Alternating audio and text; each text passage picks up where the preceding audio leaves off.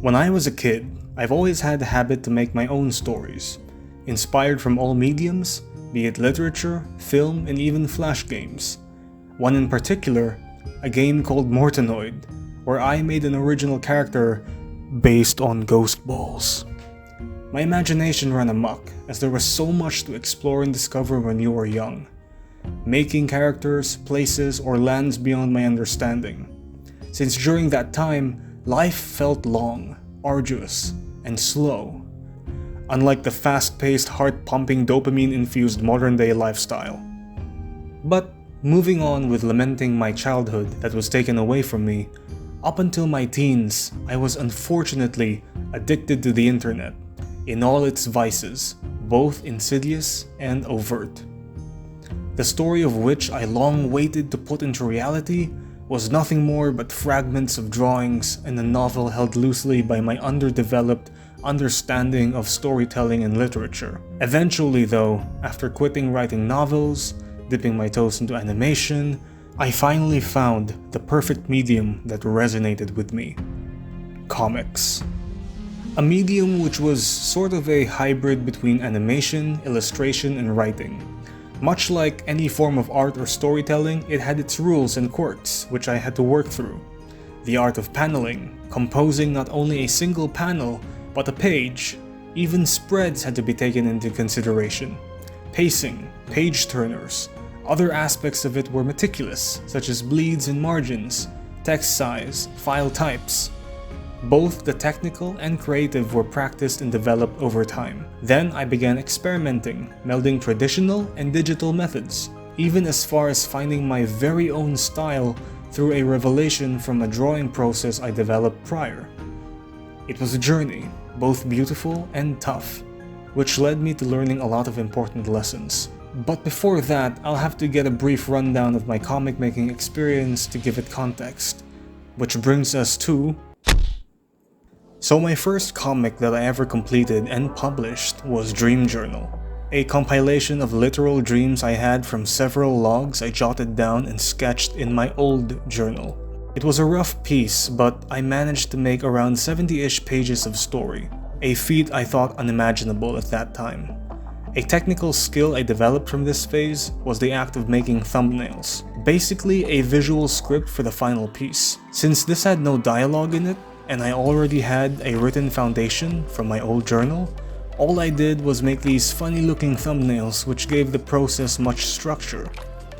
Note that you don't have to fervorously give them detail. A rough concept is enough, stick figures can even work.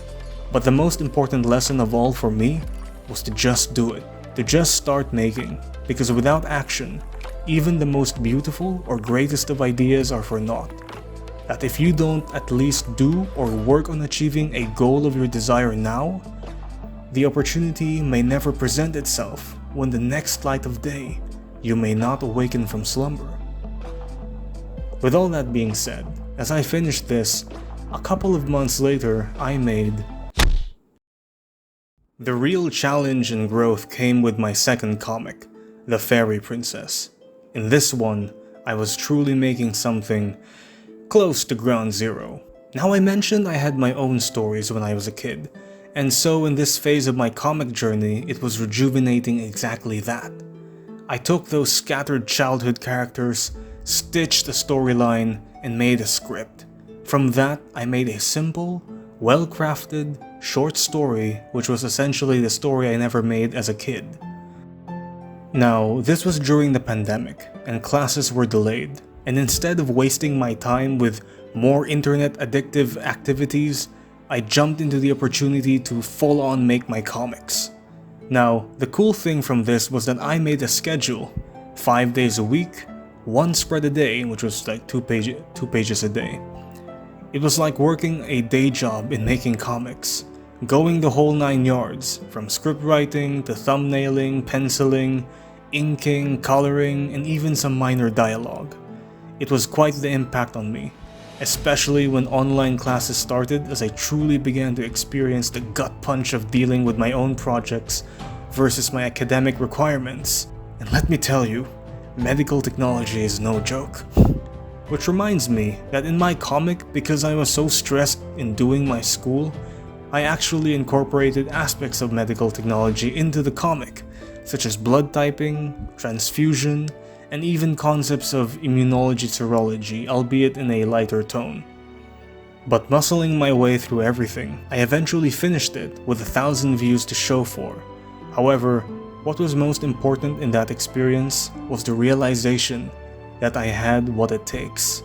That I have so much time to work on things so long as I work on them now. And so, right after I ended The Fairy Princess, I made... After the experience of making 2 comics in 2 years, I realized I could do better, but I needed something that was both genuine and of a long time span enough to experiment on. And so I went into my really old files, back when I was writing novels, and found my 15-year-old magnum opus, a cringe 120-page edgelord novel. Boy, did I have to rewrite all of that. But thankfully did not have to start from ground zero. Eventually, of course, I did it. I made a script for all the chapters, concept, reference art for the characters and places, and thumbnailed the entire estimated 355-page comic story. From that page count alone, I knew this was going to be a long ride. So I did it for a couple of months and began penciling finally on the eve of September when I watched a gameplay of Before Your Eyes, which made me really take action, because in that game, it really focused on the importance of the present moment, or something like that. I know, it touched me. But going back, the first few months were slow. I barely penciled 4 chapters and colored only the prologue by January of 2022. By April of 2022, I finished penciling up to chapter 6 and colored up to chapter 3 or 4. But if I remember correctly, it was within that time I started publishing it. Of course, unlike The Fairy Princess, this comic did not have a luring hook akin to romance and the like, and so I was expecting the expected.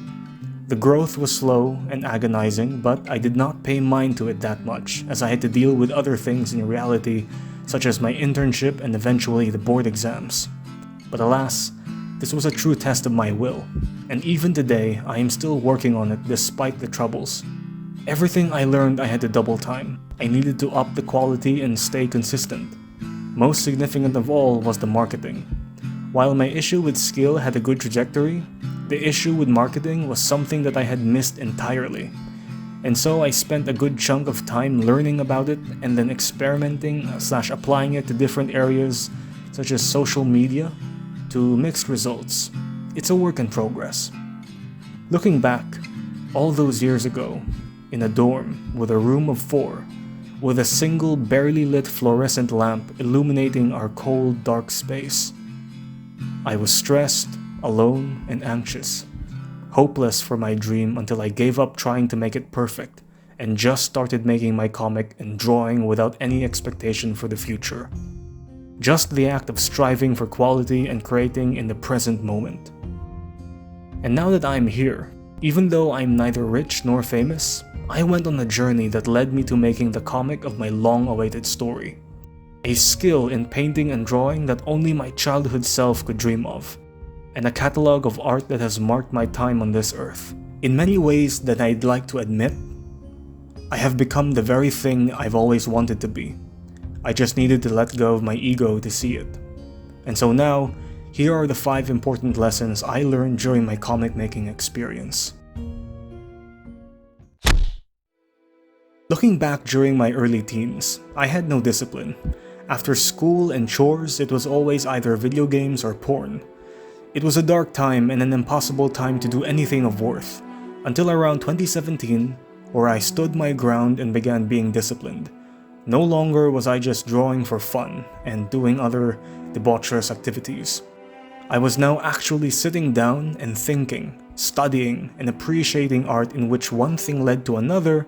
I began making a comic, finished a chapter in a year, and never published it nor showed it to anyone. It wasn't really great, however, it was rather necessary for my growth. But that didn't stop me. After a year of consistent study and practice, I eventually finished something. And so, I wouldn't have done this if it wasn't for discipline, because being distracted by video games and pornography when the going gets tough is just a waste of life. And even though I wonder sometimes why I'm only doing these things now, I realize I had no chance back then until I made the decision to change. With a plethora of methods and ways to do anything and everything, you are certainly bound to stick with a process and just run with it. But before you do that, try to use various practices and techniques. See which fits, which works, or perhaps a combination might be right for you. For example, in my case, I sketch traditionally but paint digitally. Unless you really have to, don't just stick to one thing and hope for the best. Try out other stuff to widen your perspective so that you'll either realize alternative routes, or you'll really stick to your own or what you found because it's the only one that works. In a sense, just get a clear cut of everything. One of the most disheartening things that can happen to all who create works of art is when their creation does not get appreciated by others, or that very few are even willing to take a glance at their work. Hence, you might find many comics, even animations or written stories, halt in their first few chapters or pages because no one was looking. Which is why it is most important that what you do comes from within and not some external gratification. Because if you tie your dreams to others, you but set yourself up for disappointment, as they may not give a fuck or care at all. Now, it is very important to have a why, and if your why is not strong enough, it might falter at the most basest of insecurities or unreached expectations. For example, the why I make my comics is because I've always had this imaginary world as a child that I never got to put into reality via whatever medium. Now that I'm grown up, that world is slowly fading away, and I make it my mission to gather as much relics, scraps, from my childhood and finish what I started so that I can finally be at peace. And anytime things are slow, my work isn't gaining traction or dark thoughts come into my head, I return to my why, which is ultimately a quest for peace. And that internal motivation trumps all adversities, even when my work doesn't gain viewership. Speaking of which, it's one thing when you stop when you don't believe in yourself. It's another thing entirely to have your work gain no traction because you didn't market yourself.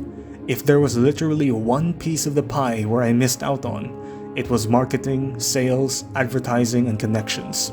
Really important stuff that I'm unfortunately only doing now. Could have been useful back then. Because reality check, no matter how good or bad what you make is, gaining an audience organically is a different beast entirely. Showing up, i.e. publishing your work, is but one step. The next is to tell others about it, i.e. market or advertise, so that they know you exist. Be it word of mouth or social media, don't just publish it, tell everyone about it. Even if I neither gain fame nor fortune, again, ultimately my comic making and art journey is a quest for internal peace. And when I get there, it'll be something. But right now, I just need to trust the process and enjoy the ride while I still can. Which brings me to the final point: act now and don't live in regret. Of course, don't be stupid like going out for reckless driving, intense drinking, or unprotected sex with a stranger. But something like making a comic or the study and appreciation of art is a long-term journey. Needlessly postponing it will only lead to regret and eventual resentment. Don't wait for summer break, or if college ends, do it little by little, and over time I assure you, when you look back after a few years of doing things bit by bit, you'll realize you've done a lot, and if you didn't do it back then, you'd be stuck in ground zero presently. And so, that was my experience making comics. A wild journey of discipline, purpose, and reconciliation with my past self. And once I'm finished with my current comic, Son of the Slayer, the ghost of my childhood shall finally be able to rest, and I can now move on. And so yes, that was that.